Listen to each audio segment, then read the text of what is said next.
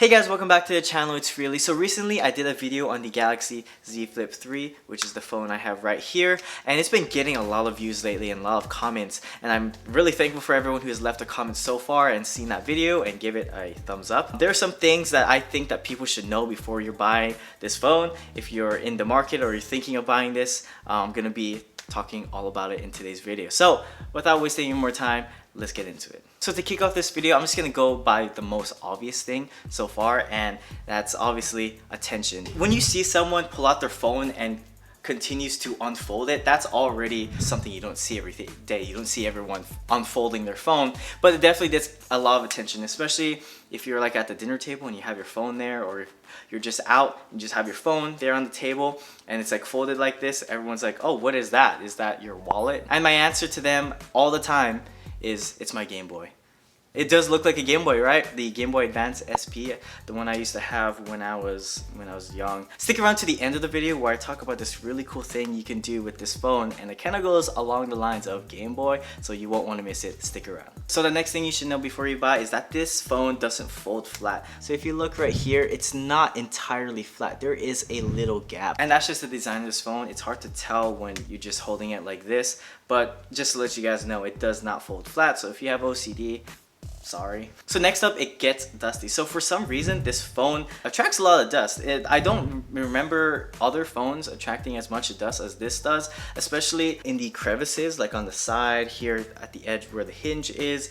I tend to find a lot of dust, and especially when I take off the case like this, there's dust underneath. It's definitely more noticeable now that I'm like actually looking out for it. Whenever you have it in your pocket and it's folded, it is gonna attract some dust. So just keep that in mind. Next up is that it doesn't have an aux port. So in my previous video, I mentioned that it didn't have an aux port on this phone. It's pretty much just USB-C here for charging, and that kind of disappointed a lot of people, knowing that there wasn't any aux port. So if you want to listen to music, you're gonna have to use Bluetooth earbuds, or you can buy an adapter which basically plugs into the USB-C port right here, and then it kind of adapts to like an aux port. That is a solution if you guys want to check out one of those. I'll leave it in the description. I personally have one because some of our cars, don't have Bluetooth yet and still aux, and I kind of prefer aux too. I don't want to be like frying my brain with Bluetooth radiation, whatever. No aux port, only a USB-C. In addition to also not having aux port,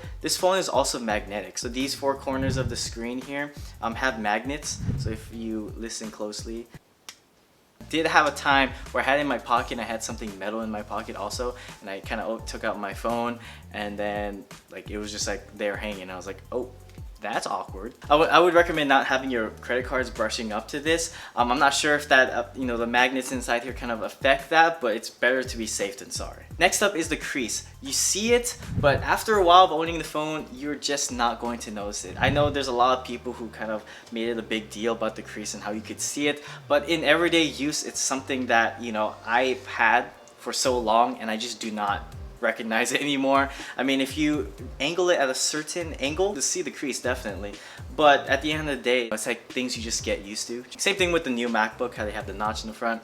I don't notice it, and it really honestly does not matter to me, and it probably won't matter to you either. For all the people who miss the days where when you're on the phone and you want to hang up really violently like that, this is for you. Because if you're on the phone and you're talking to someone and you just decide to close the phone, that also counts as a hang up. I've done this several times talking to people where like I would be in Bluetooth, right, just kind of holding my phone like this, and then kind of realizing, oh, maybe I should just close it, and then it hangs up the call. But it's pretty cool if you guys want to relive those days where if you're angry on the phone and you just want to like bye.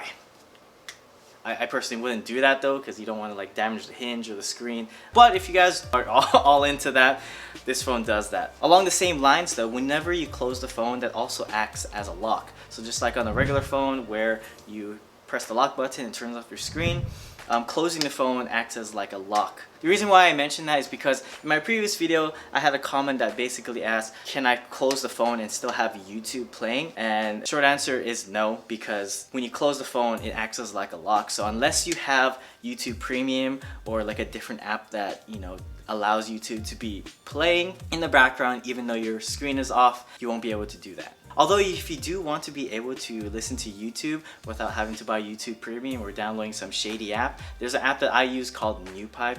I'll also have that link down in the description. It's a really good app. It's an open source app too, so there's a really strong community that supports that app, and you know, it gets like updates every now and then. So really great option especially if you want to listen to YouTube videos with your phone locked. Next up is that the battery drains fast. So this phone doesn't last me the entire day, and I currently have it on battery save mode like all the time because it just doesn't last long enough. I guess there is trade-offs for having a folding phone like this. If I had to say that there's any cons about this phone, it is the battery life, but the fast charging kind of makes up for it in that it charges pretty fast. But on top of that though, it also degrades the battery quite a bit. So you're gonna be ending up having to change the battery sooner rather than later. But yeah, my best tip for that is to always keep it on battery saving mode. Try to keep it in this form factor as much as you can, and then if you have to check notifications, check it through here and not kind of like open your phone,